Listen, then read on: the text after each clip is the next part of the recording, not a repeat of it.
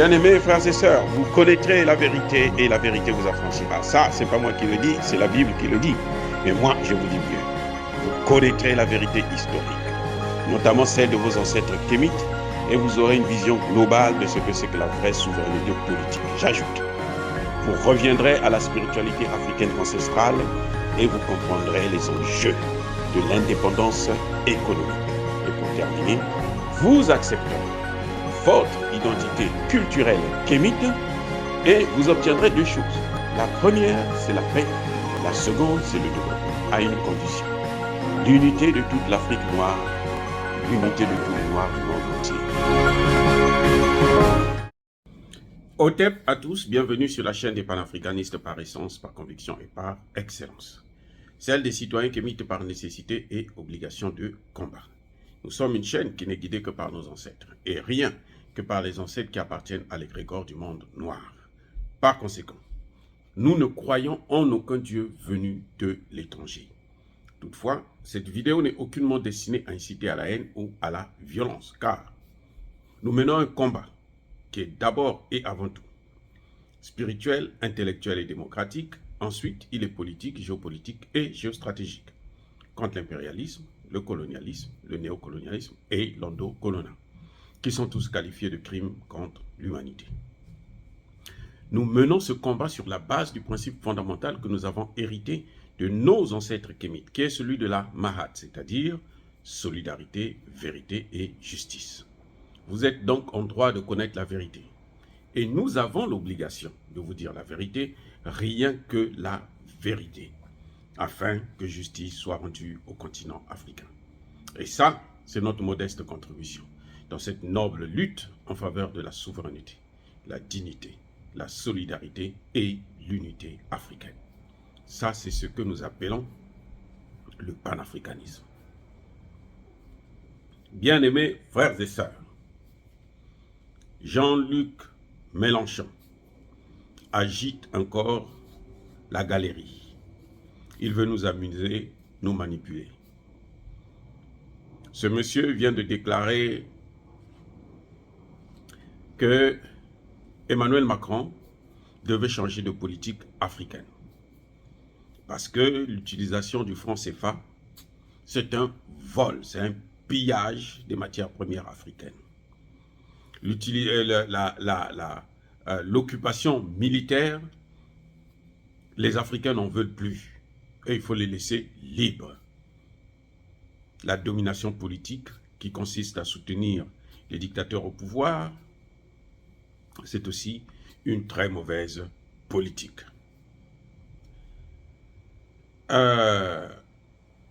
Jean-Luc Mélenchon, comme vous le savez, était candidat.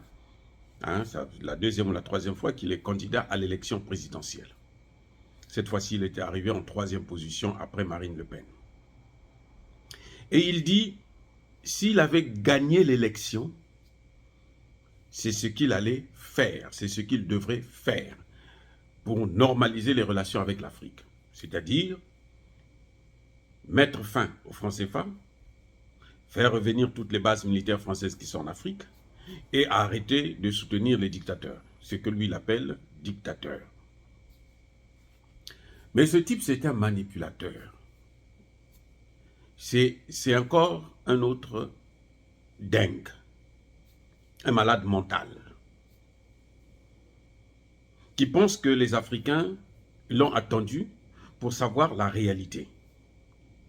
Nous savons ce qui se passe, mais nous n'avons pas les moyens d'agir, parce que quand on veut agir, on a des dirigeants, des présidents qui ont fait comme un mur, qui sont soutenus par la France, et notamment par Emmanuel Macron à présent, pour qu'ils ne puissent pas changer les choses en faveur de leur population, pour qu'ils ne puissent pas nous débarrasser du franc CFA, pour qu'ils ne puissent pas nous débarrasser des bases militaires françaises, pour qu'ils ne puissent pas nous débarrasser de l'ingérence politique et humanitaire de la France dans nos pays.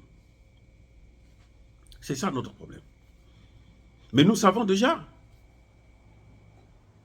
Ce type, c'est un menteur, c'est un manipulateur. Pourquoi je dis ça? Parce que Jean-Luc Mélenchon sort d'une campagne présidentielle il y a à peine quelques mois. Ça fait même pas 6 mois. En mai dernier, là, il était en campagne présidentielle.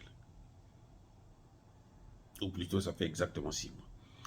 Qu'est-ce que Jean-Luc Mélenchon a dit sur l'Afrique? Vous vous souvenez de l'intervention de Jean-Luc Mélenchon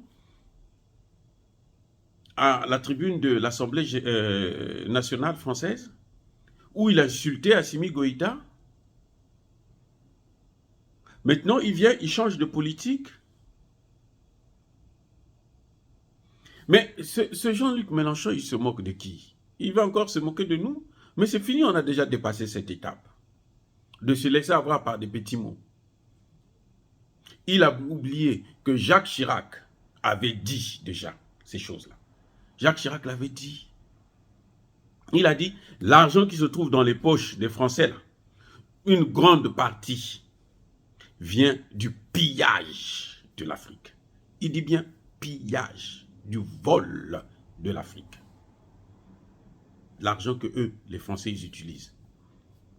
C'est pour ça qu'ils sont arrogants vis-à-vis des Africains. Parce qu'ils savent qu'ils sont en train de nous piller. Donc, nous ne valons rien devant eux. Jean-Luc Mélenchon le sait. Il vient, il passe la campagne électorale, présidentielle. Il ne dit aucun mot sur ces sujets. Alors qu'il a eu une tribune à plusieurs reprises, on l'a interviewé sur les relations internationales. Et les relations internationales les plus importantes de la France, ce n'est même pas l'OTAN, mais c'est l'Afrique. Parce que si la France perd l'Afrique, la France elle ne sera plus une puissance. Ni militaire, ni économique, si elle perd l'Afrique. Sans négocier sa sortie par la grande porte. Comme on le voit visiblement avec Emmanuel Macron, qui veut utiliser la force. Il veut faire un passage en force, croyant qu'il pourra encore nous prendre pour nous coloniser, nous prendre pour ses esclaves. Non. Quel est le moment où on doit parler de ces choses-là? Ce n'est pas lors de la campagne présidentielle. Il dit que s'il avait gagné les élections, c'est ce qu'il allait faire. Mais il est fou ou quoi? Vous allez finir faire quelque chose que vous n'avez pas dit aux gens. Vous allez faire quelque chose que vous n'avez pas dit au président, aux populations africaines. Alors, toute l'Afrique est en ébullition. La jeunesse africaine est en ébullition. Emmanuel Macron dit qu'il y a le sentiment anti-français qui est en train de grandir. On pense que c'est la Russie. Là, il reconnaît que ce n'est pas la Russie. Indirectement, il reconnaît que ce n'est pas la Russie. Mais pourquoi il n'a pas dit ça pendant la campagne présidentielle? D'ailleurs, peut-être que s'il avait dit pendant la campagne présidentielle, il pouvait gagner cette élection. Mais c'est un corrompu de la dernière époque de Louis XIV. C'est incroyable. Jean-Luc Mélenchon se moque de nous. Écoutez-moi bien. Oui, il a dit une vérité, mais que nous connaissons très bien. Et on ne peut pas enlever ça dans la tête des Africains. Même un enfant de 5 ans, 10 ans connaît que non, nous, si nous souffrons, c'est à cause de ces gens-là. Pourquoi Jean-Luc Mélenchon, quand il a parlé, là, il n'a pas dit que la France... il dit que la France soutient les dictateurs, mais lui qui ne soutient pas les dictateurs, pourquoi il n'a pas dit que la France est en train alimenter le terrorisme en Afrique? Pourquoi il n'a pas dit ça? Pourquoi il n'a pas demandé à Emmanuel Macron d'organiser une réunion au Conseil de sécurité afin que le Mali puisse apporter les preuves de ce que nous connaissons tous, puisqu'on a vu une compagnie française a été condamnée ici aux États-Unis, a versé à la justice américaine plus de 760 et quelques millions d'euros, de dollars. Mais alors, qu'est-ce qu'il veut dire par là? Ce que Emmanuel Macron dit là, et plutôt Jean-Luc Mélenchon, mais l'Italie a eu des problèmes avec la France. Et ça, c'est il n'y a pas longtemps, pendant le premier mandat de Emmanuel Macron. Celle qui est là actuellement première ministre,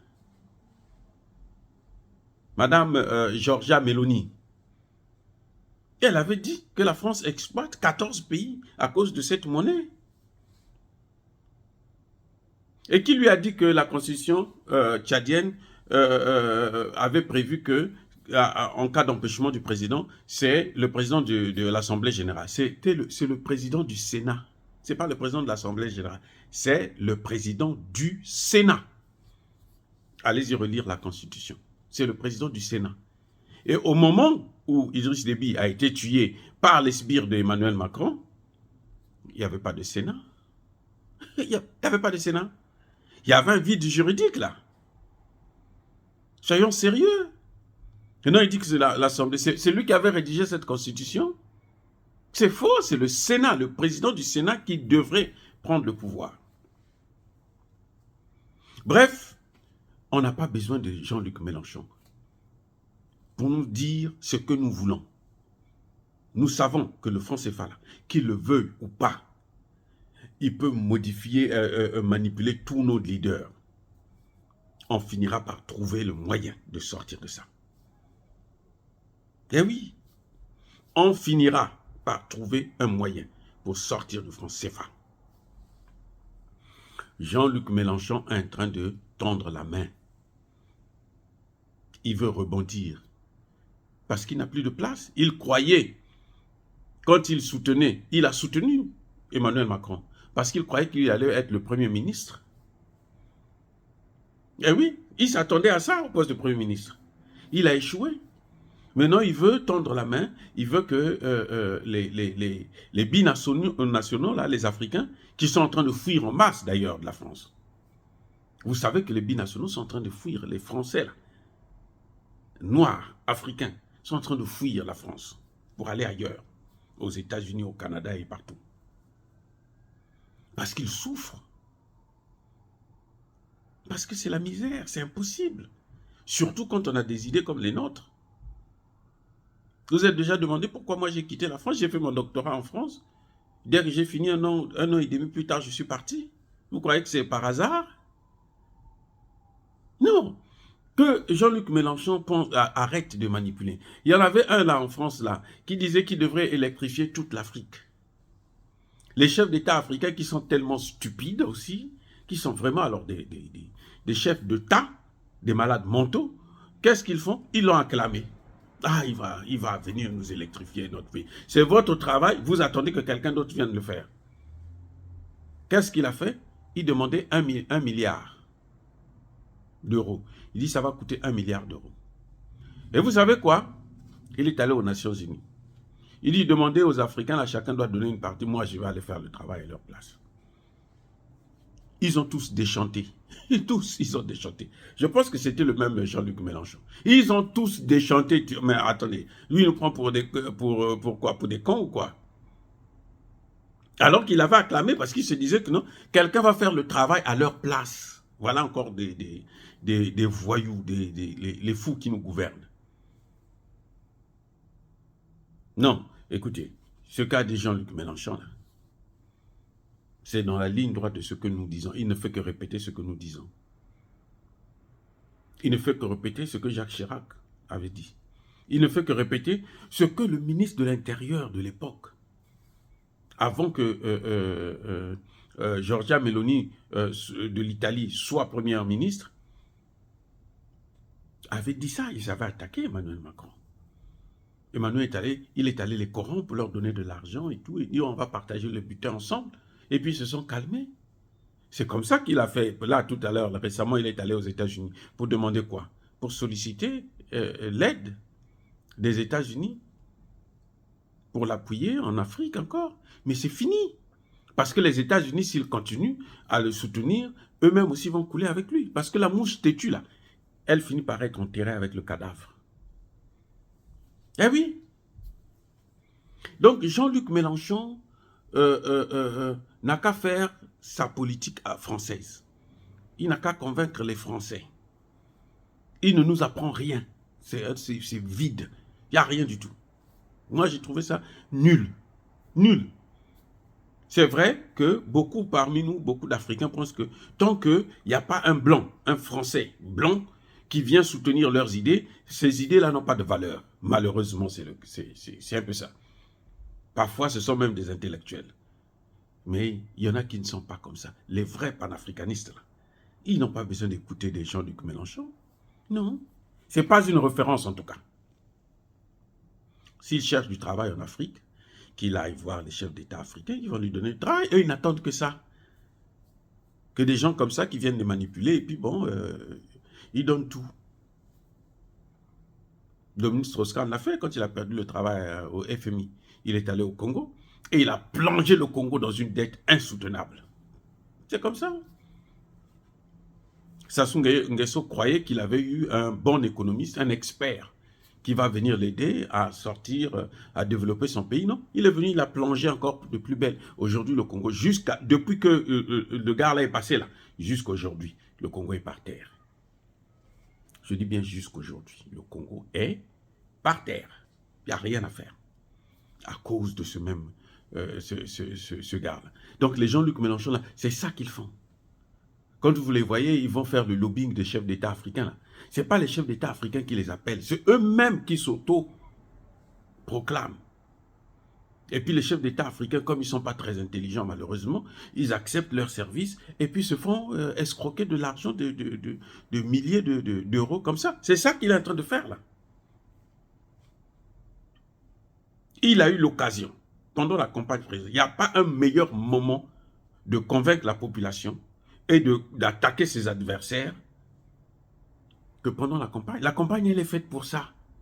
Pour dire ce que vous allez faire quand vous aurez le pouvoir. C'est pour ça qu'on fait la campagne électorale. C'est pas pour rien. Donc Jean-Luc Mélenchon a eu le temps de dire ce qu'il va faire. Il n'a jamais parlé même de l'Afrique, il a parlé seulement de l'Afrique. Non, quand il passait à l'Assemblée nationale, en tant que député, c'était seulement pour critiquer Assimi Goïta, pour critiquer le Burkina, pour critiquer les pays africains. Il ne partait pas pour dire que non, voici les vrais problèmes qui minent nos relations avec l'Afrique. C'est ça qui est en train de causer le sentiment anti-français. Il n'a jamais fait. Et maintenant, il veut se passer pour un donneur de leçons. Allez, envoyez-le balader. Oh, bien-aimés frères et sœurs, dire cela, c'est inciter à la haine ou à la violence. Non, non, non, non. Je persiste et je signe. Soyez bénis par le Dieu des Kémites. Et que tous ceux qui persécutent le continent africain, les Africains, et notamment les panafricanistes, tous ceux qui pillent notre continent, tous ceux qui le déstabilisent, qu'ils soient noirs ou qu'ils soient blancs, qu'ils puissent être maudits, punis, neutralisés, écrasés, effacés par le Dieu des Kémites et par nos ancêtres angélisés. J'ai dit et j'assume.